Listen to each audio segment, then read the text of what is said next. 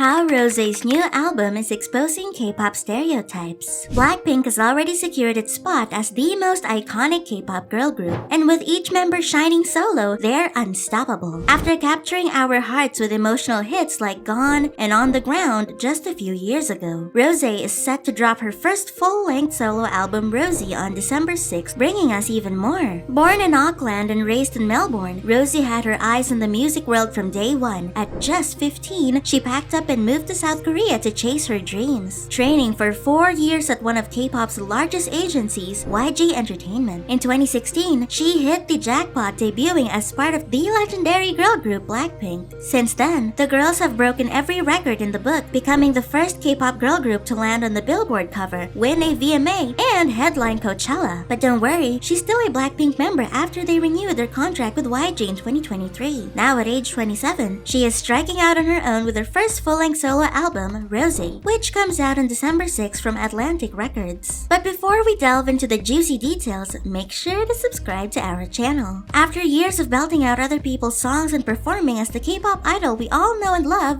Rosé's vision behind this album is quite realistic. In an interview, she shared that being an idol was like playing a character, a role she worked tirelessly on as a trainee. But now, with her solo album which she co-produced and co-wrote, she wants to show who she truly is, outside of the fame machine that made her a global sensation. And she proved it with her first single. On October 18, Rosé surprised fans with an unexpected collaboration single, Apata, or APT, featuring none other than Bruno Mars. And let's just say, the world hasn't stopped buzzing since. This catchy track has quickly become a global sensation, breaking records left and right. In just 24 hours, it racked up the most views ever for a Korean soloist in 2024, making it the biggest debut of the year. The song soared to number 4 in the Apple Music US pop charts, marking the highest charting song by a K-pop soloist. And if that wasn't enough, Rosé became the second K-pop artist and the first female to land a spot in the top 10 on Apple Music US. But she didn't stop there. Apata also claimed the top spot on the global Spotify chart, making Rosé the first female K-pop artist to do so, topping Melon, Genie, and Vibe charts, and even hitting the top 10 on the Billboard Hot 100, solidifying Rosé as the first female K-pop artist to achieve this feat. In an interview with Vogue, Rosé revealed that Apata came to life during a fun studio hangout with Bruno Mars. She taught him a Korean drinking game she loves playing with her friends, and before they knew it, they were writing a song about it. But Rosé admitted she had some doubts, thinking, is this okay? Writing a song about a drinking game? Is this too unserious? However, when she saw how much everyone around her loved it, she knew it was a winner. With Bruno and her team, she finished the track, calling it the craziest experience of her life. In an industry where male-female collaborations are rare and often sidelined by stereotypes, Rosé has completely shattered the norm. Not only did she pave the way for future K-pop artists, but she also exposed those stereotypes that we're all tired of by now. After Apata became a global sensation, Rosé and Bruno Mars made another history by attending the 2024 Mama Awards in Japan. This was a groundbreaking moment because Blackpink had never attended the Mamas, either as a group or as soloists. The award show has a history of disrespecting artists, and Blackpink was no exception, thanks to the conflict between Mnet and YG. In fact, during the 2017 Mamas, Mnet even blurred Blackpink's faces. Fast forward 8 years and Rosé became the first member of Blackpink to attend the Mama Awards. Not only did she break the group's long-standing streak, but she also brought Bruno Mars along as they won the Global Sensation Award. Their appearance was highly anticipated, with fans calling it an iconic moment. There was major hype for Rosé and Bruno Mars' performance of Apata at the Mama Awards too, with fans expecting it to be the song's first live show. But it turned out to be pre-recorded and just shown on a big screen, leaving many fans furious at Mnet for misleading them about a live performance. Some even accused Mnet of using Rosé's star power to promote the event. While critics were outraged, Blackpink and Rosé fans playfully dubbed it Rosé's revenge for the years of disrespect from the Mamas. But what truly shocked fans were the raw, unfiltered reasons behind Rosé's album, Rosé. In an in-depth and honest interview with Paper, she opened up about toxic relationships, saying, I think I'm grateful enough to have gone through a few relationships, you know, like a normal girl in her 20s. Rosé may have used the term relationships without always tying it to a boyfriend, but that didn't stop her from getting a wave of love for her honesty. In a world where idols typically tiptoe around the topic of dating, netizens couldn't get enough of how open she's become about her personal life. Fans loved how Rosé is shattering K-pop's strict standards, and they couldn't help but notice how Blackpink stands out in this regard, speaking their truth and breaking barriers one interview at a time. Rosé's second single, Number One Girl, which dropped on November 22, lays her heart bare, showing a side of vulnerability we rarely see from her. Unlike Blackpink's usual fierce, confident anthems, this track cuts deep, exploring the emotional toll of public perception. Co-written by Bruno Mars and Grammy winners like Amy Allen, Number One Girl was inspired by the sting of hate comments. Inspired by one of those days when all Rosé could think about was how the world saw her. And to make the moment even more personal, Rosé always produced the music video herself, putting even more of her soul into every frame. In a recent Apple Music interview, Rosé broke the ultimate K-pop rule by opening up about her past relationships. Something most idols keep locked away, thanks to the fan culture that demands privacy. She casually revealed that her song Toxic Till the End was originally titled The X and is based on her own personal experience. She admitted this particular chapter of her life had been weighing on her for years, and now she's finally sharing it with the world with her music. It was something that was living with me for a few years. I personally don't think I deserved it, but it was there. Like, I am actually shocked today that I can wake up and be like, I don't talk about that anymore. Because I'm grateful that I got to do this album because I used to talk about it so much. Rosé also mentioned her past relationships sparked a few of the 12 total tracks, including Game Boy, the very last song she wrote for the album. At the end of the day, I want people to understand me and stop misunderstanding me as a person as well. Fans quickly flooded the internet with praise for Rosé after her interview, admiring her courage to be so transparent despite the pressure to stay silent, and applauding her for breaking K-pop's unspoken rules about love lives and toxic fan culture. With the pre-release tracks already being fan favorites and topping global charts, Rosé's debut album, Rosé, is shaping up to be a game changer, and we're all counting down to December 6th to hear what else she has in store. Are you also obsessed with Apata as we are? Let us know in the comments.